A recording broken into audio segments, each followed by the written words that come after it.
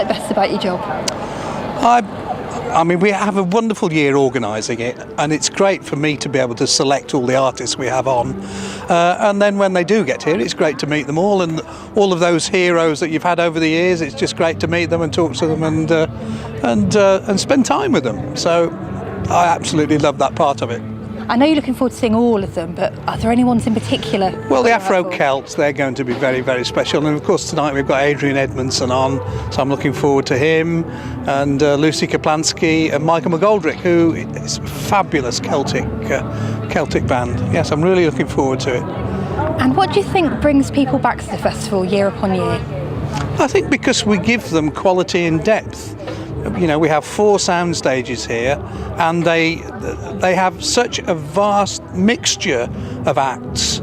You know, whether they're singles or duos or bands and a mixture of music. It's not all what people possibly recognise as folk music. It's a whole mixture, and it can be jazz, it can be reggae, it can be almost anything. And I think that's why people come back, and they get it in a really nice atmosphere. We have lovely marquees and we have great sound systems, and it's just a very good value 4-day event.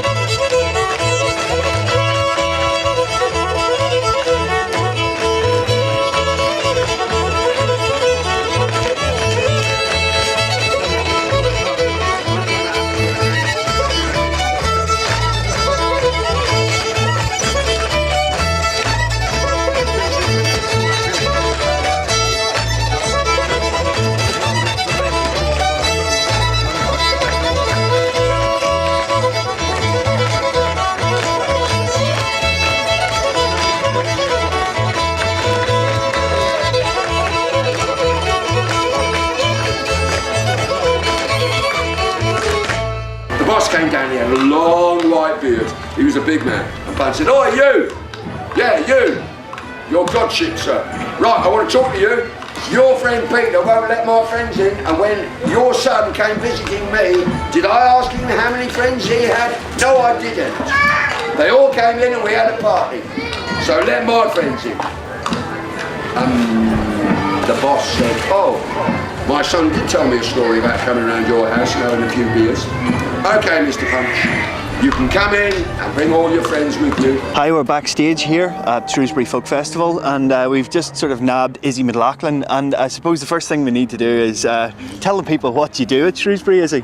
Well, I run this thing called TuneWorks, which is basically where we teach people how to play traditional music. 1, 2, 3, 4.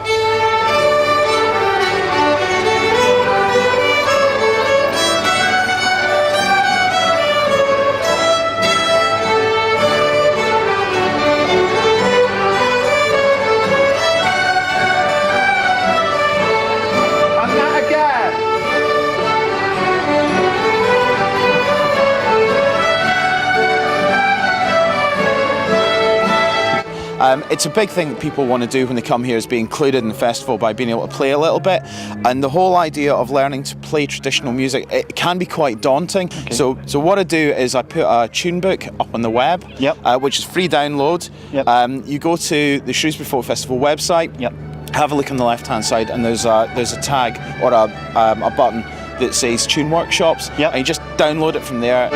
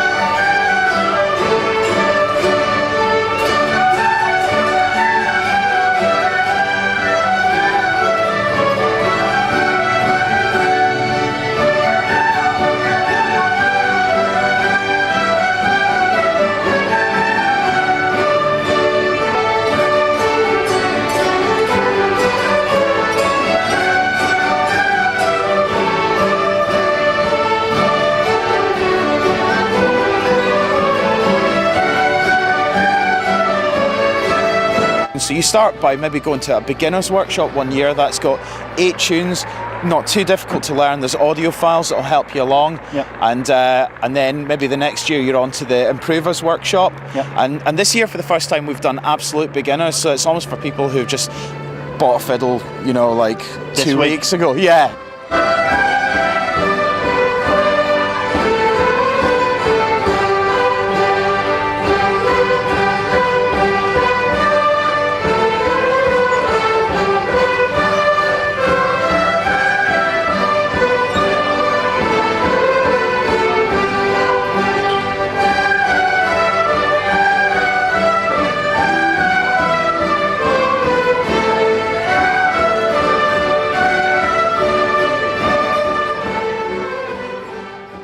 This is the 4th year that we've run it now. The first year it was kind of one session right in the middle of everything going on, and we thought, oh, you know, if 10 people turn up to this we'll be lucky, and about 50 people turned up, you know, and now we're running nearly 200 people coming along. Wow. It's massive, and it is difficult to control, but it just shows, you know, that people really do want to come along and learn, you know, and a lot of good stuff spoken about it on the web, which I'm always really heartened about. You know, but I think the thing is, it's down to the attitude of the tutors. The guys are brilliant. The team that I work with are just excellent, you know, and they've all got the right attitude for doing it. We all learned, you know, we were all raw beginners, you know, and it's nice. And there's a couple of us have got a bet on to try and do it on a different instrument every year. So, excellent. Okay, so what's your next year's instrument then? Oh, you're going to hold me to this now, aren't you? Yes, we will. It'll be on video. So. Okay. But, uilleann pipes for bits of the improvers and possibly a melodeon for the beginners. Okay, I think. I'll promise to bring the pipes along next year. Right, nice. So we've got to do that. Not together. Anyway, Izzy, it's lovely speaking to you. And you, mate. See you later. Take care of yourself. All right. You See you later. tea. Hey, Billy, all right. He's gonna make my tea. Yeah, he's making my tea.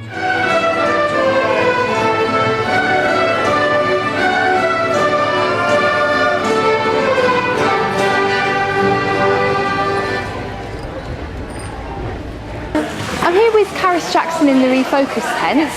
Caris, can you tell me a bit about what the kids are doing here today? Yeah, we're doing some willow sculptures. So we were basing it on, originally it started off as birds, but we've got rockets, we've got a lovely peacock over there, we've got fish, so lots of different big structures. They built yesterday, started building them in willow, using strip willow yesterday, and then they're decorating and covering them. It's all sort of scrap materials, recycled materials that we're using. It's a really nice sort of team working exercise actually, because it's very difficult to do it on your own. So, it's much easier if you work with a partner. So people are meeting for the first time. A lot of people come, they don't know anybody, and they're coming to work together to create a piece of artwork that then they'll show off tomorrow afternoon. Yeah, a lot of these kids have never done anything in three dimensions before, and to try and think it through in 3D is, it's a different sort of skill really, and I just think I'm amazed how well they've done, how quickly they've picked it up, and most have never done it before. I can see peacocks going over there, and I can see what looks like a tortoise over there. It's a very, very creative idea. Yeah, they're fantastic.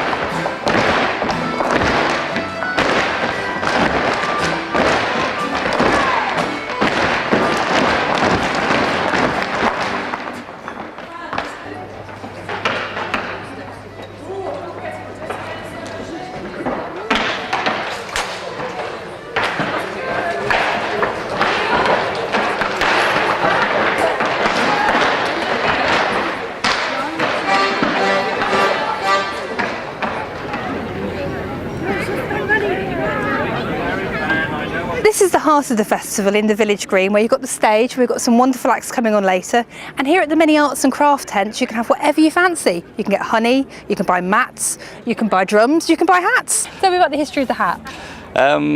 It all started at a festival where I was just a steward on a venue, and the venue manager called out Dave, and 6 of us said yes.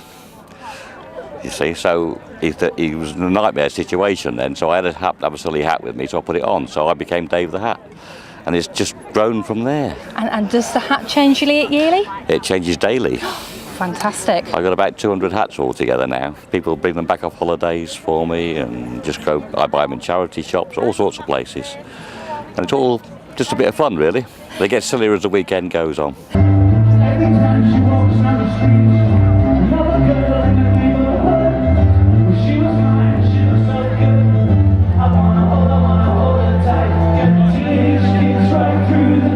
Rather gorgeous and rather lovely, Aid. Thank you. Now tell me, Aid, I thought you were speaking about yourself then.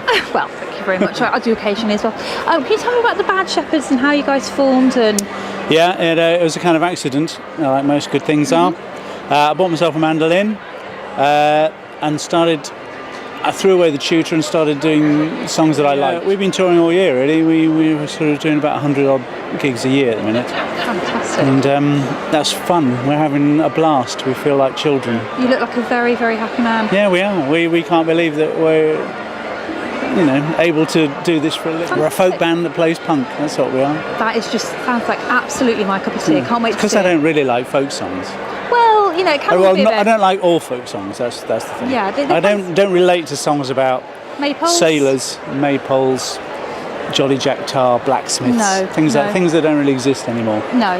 Folk music is about the beer, really, isn't it? And other is things. it? I think so. No, it's about the noise. The noise is exciting. Oh yeah, definitely. Punk and reels are the same excitement. Mm-hmm. Definitely. Yeah. Oh, that was brilliant. Have a really good Cheers. show tonight. Thank you very much. Thanks for coming.